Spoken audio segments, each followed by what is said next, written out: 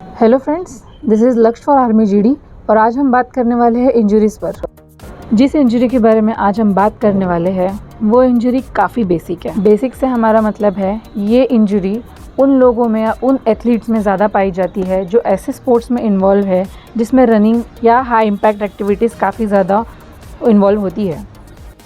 इस कंडीशन को इंजरी ना कहते हुए हमारे बॉडी का एक नॉर्मल रिएक्शन अगर कहा जाए तो ये गलत नहीं होगा, क्योंकि हमारी बॉडी न्यूटन्स का third law every action has a equal and opposite reaction को काफ़ी अच्छे से फॉलो करती है।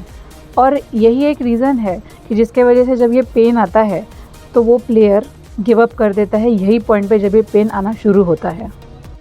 और इसीलिए आज का video awareness point of view से बहुत इंपॉर्टेंट है, इसलिए इस वीडियो को लास्ट तक ज़रूर देखिए। तो चलिए शुरू करते हैं आज का टॉपिक, जिसका नाम है शिन स्प्लिंट्स।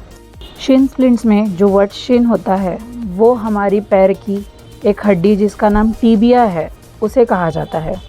और शिन स्प्लिंट्स का अर्थ होता है कि आपके यही टीबिया या शिन बोन के कंप्लीट पोर्शन में पेन आता है। अब ये पेन आने का कारण हमारे बॉडी के मसल्स, टेंडन्स और बोन टिश्यू में इन्फ्लामेशन आने की वजह से होता है। अब इन्फ्लामेशन का मतलब क्या होता है? जब हमारे बॉडी के किसी भी पार्ट में इंजरी होती है तो हमारी बॉडी एक रिएक्शन के तौर पे रेडनेस, स्वेलिंग, पेन और जलन जैसे सिम्टम्स हमें हमारे उस बॉडी पार्ट पर देती है। और इसीलिए हमें हमारा प्लेयर पेन की वजह से गिव अप करती हुई पोजीशन में नज़र आता है। तो आइए अब जान लेते हैं इनके कॉजेस या कारण या ये क्यों होता है।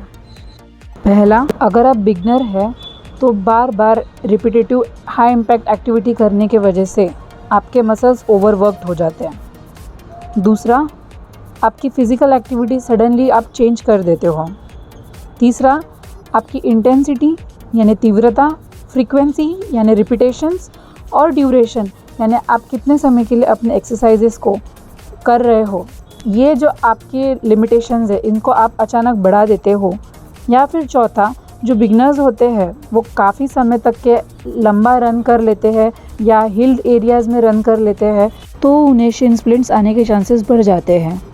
और भी कारण है जैसे फ्लैट फीट्स, वॉर्न शूज़ मतलब फटे शूज़, स्नीकर्स या फिर कैजुअल शूज़। ऐसे शूज़ पहनने से या फ्लैट फीट से हमारे शिन स्प्लिंट्स के चांसेस बढ़ जाते हैं।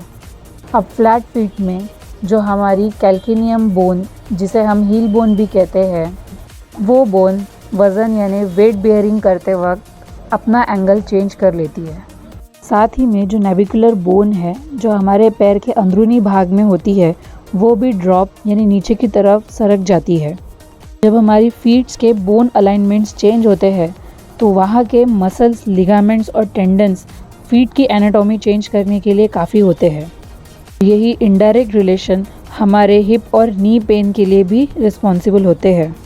अब देखते हैं इस कंडीशन के सबसे ज़्यादा रिस्क में कौन है। रनर्स, डांसर्स और मिलिट्री रिक्रूट्स, ये सब हाई इम्पैक्ट एक्टिविटीज़ में इन्वॉल्व होने के वजह से काफ़ी ज़्यादा प्रोन है शिन स्प्लिंट्स के। अब देखते हैं ऐसे लोग जो किन तरीके के सिम्टम्स के साथ आते हैं। पहला है स्वेलिंग। ये आपको आ भी सकता है और नहीं भी आ सकता है, ये इस बात पे डिपेंड करता है कि आपकी कंडीशन कितनी सीवियर है। दूसरा, आपको शार्प रेजर डल पेन आ सकता है। तीसरा, आपको ये एक्सरसाइज में भी आ सकता है, एक्सरसाइज के पहले भी आ सकता है और एक्सरसाइज बाद में भी आ सकता है। और चौथा, आपका पेन आपके शिन बोन पर हाथ लगाने से बढ़ जाता है। अब बात करते हैं एग्जामिनेशंस या इन्वेस्टिगेशंस पे। एग्जामिनेशंस तो हमारे खुद के लेवल पर हम कर सकते हैं और इन्वेस्टिगेशंस जैसे एक्सरे और एमआरआई डॉक्टर बहुत रेयर कंडीशंस या बहुत सीवियर कंडीशंस में पेशेंट्स को रेफ़र करते हैं ताकि वो एक डिफरेंशियल डायग्नोसिस यानी शिन स्प्लिंट्स के अलावा कोई और कंडीशन है या नहीं ये जांच करने के लिए आपको ये इन्वेस्टिगेशंस दे सकते हैं या प्रिस्क्राइब कर सकते हैं। तो शिन बोन टाइप जो हम हमारी लेवल पे टेस्ट कर सकते हैं और एक्सरे जब हमारी कंडीशन काफ़ी ज़्यादा सीवियर हो जाए तो एक्सरे हमें स्ट्रेस फ्रैक्चर जैसी कंडीशंस को पता लगाने के लिए ज़रूरी है। तो आइए अब बात करते हैं ट्रीटमेंट पर। प्राइमरी लेवल पर शिन स्प्लिट्स का ट्रीटमेंट हम काफ़ी आसानी से कर सकते हैं। तो पहला है आइसिंग। आइसिंग के लिए ज़रूरत होती है आइस पैक की, और आइस पैक आप आसानी से घर पे बना सकते हैं। आइस पैक बनाने के लिए सबसे पहले बर्फ़ को प्लास्टिक की बैग में डालिए और फिर बाद में इसे कॉटन के कपड़े से रैप करिए। अब आप इस आइस पैक को डायरेक्टली अपने पेन एरिया या जहां आपको दर्द है उस एरिया पर अप्लाई कर सकते हैं।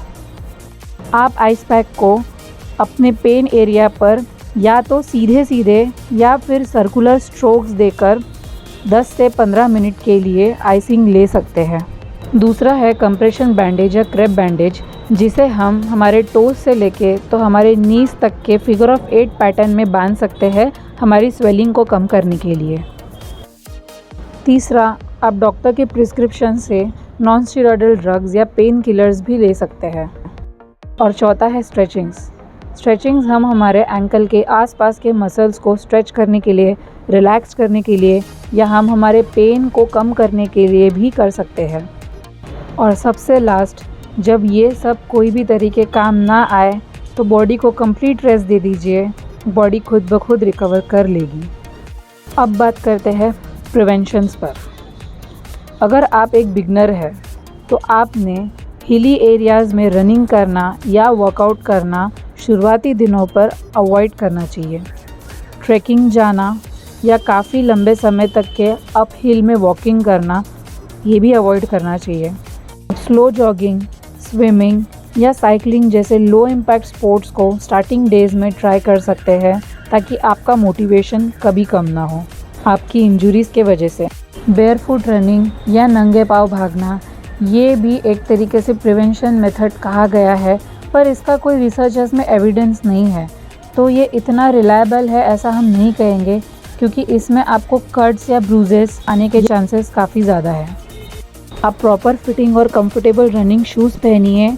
जब आपके शूज़ नए होते हैं तो उसकी हमारे पैरों के हिसाब से फिटिंग थोड़ी सी एडजस्ट होने में टाइम लगता है, तो हो सकता है शुरुआती दिनों में नए शूज़ में भागने की वजह से आपको पेन आए, तो वो पेन एकदम नॉर्मल है, इससे आप डरिएगा नहीं और अपना वर्कआउट आगे कंटिन्यू रखिए। और शुरुआत में हमने बात की थी इंटेंसिटी, फ्रीक्वेंसी और ड्यूरेशन के बारे में, जो आप अपनी वर्कआउट के हिसाब से अपने हिसाब से धीरे धीरे प्रोग्रेसिवली बढ़ाएं। अब लास्ट में हम देखेंगे एक इम्पॉर्टेंट नोट। अगर आपके सिम्टम्स रेस्ट के बाद या बताए गए मेथड्स और टेक्निक्स के बाद भी कम नहीं होते हैं तो जल्द से जल्द अपने डॉक्टर को कंसल्ट करिए, क्योंकि आपका जो पेन है जो काफ़ी टाइम से कंटिन्यू है या काफ़ी टाइम से परसिस्टेंट है आपके बॉडी में, वो रिस्पॉन्सिबल हो सकता है स्ट्रेस फ्रैक्चर या कंपार्टमेंट सिंड्रोम जैसी हार्मफुल कंडीशंस के लिए। इसलिए अपनी बॉडी की सुनिए, प्रॉपर न्यूट्रिशन लीजिए, बॉडी को नेचुरल तरीके से हील करने के लिए पर्याप्त मात्रा में पानी पीजिए, अच्छी नींद लीजिए और अपना ख्याल रखिए। Thank you.